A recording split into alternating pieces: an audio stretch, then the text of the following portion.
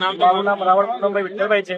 હું અહીં 3 વર્ષથી જોબ કરું છું મેડિકલમાં, અને અચાનક જ આ નગરપાલિકાની ધરાશયી ઘસડી અને અમારા એક પાર્ટનર હતા મોહનભાઈ સંજીભાઈ આનંદપુરા કંપાના, એ હમણાં તરા માથાના ભાગે ઈજા થઈ છે, થોડું વાગ્યું છે અને બહુ ખાસું એવું નુકસાન થયું। કેટલા વાગ્યાની ઘટના છે? બસ 10-15 મિનિટ જ થઈ। તમને નગરપાલિકાએ કોઈ નોટિસ આપેલી છે ખાલી કરવાની કેવું કઈ? ના। હું ડીઆર જાદવ, CPIM ના અરવલ્લી જિલ્લાના મંત્રી। આજે મોડાસાની અંદર એક એવી દુર્ઘટના બની છે, જૂનું મોડાસા નગરપાલિકાનું શોપિંગ સેન્ટર હતું એમાં, અને એનાથી જે ઉપરનો માળ છે એમાંથી અમુક ભાગ તૂટી પડ્યો છે અને એનાથી કેટલાય લોકો ઘાયલ થયા છે। પરિસ્થિતિ બહુ નાજુક છે।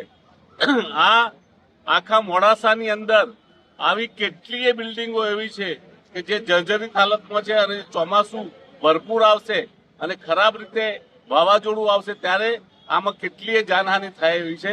નગરપાલિકાએ જ્યારે આ ધંધો કર્યો, નગરપાલિકાએ જ્યારે આ શોપિંગ સેન્ટર ઉભા કરાવ્યા, ત્યારે એની કોઈ પાર્કિંગની વ્યવસ્થા નહીં, કોઈ પણ પ્રકારની એમાં જાંચ ના કરી અને બિલ્ડિંગો તાણી બાંધ્યા છે।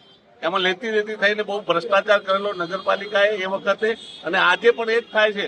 ચારે બાજુ બિલ્ડિંગો તૂટી જાય એ પ્રકારની બનાવવામાં આવે છે, એટલે નગરપાલિકાએ ખાસ ધ્યાન રાખી અને આ બિલ્ડિંગ તાત્કાલિક ઉતારી લેવામાં આવે, ભવિષ્યમાં કોઈ મોટી જાનહાનિ ના થાય ને બીજી પણ નગરપાલિકાની મોડાસા બજારની અંદર બિલ્ડિંગો છે એનું પણ ધ્યાન રાખવામાં આવે એવી મારી માંગણી છે।